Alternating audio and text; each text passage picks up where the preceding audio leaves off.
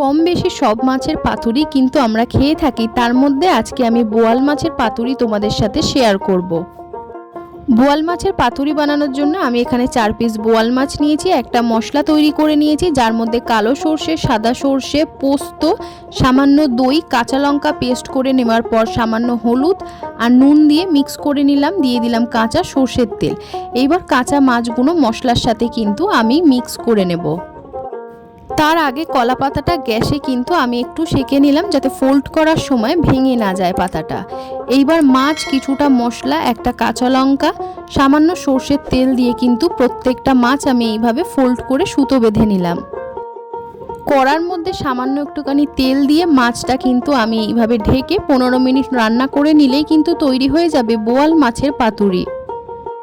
আজকের রেসিপিটা যদি তোমাদের ভালো লেগে থাকে তাহলে অবশ্যই একটা লাইক করো, সাবস্ক্রাইব করে কিন্তু পাশে থেকো।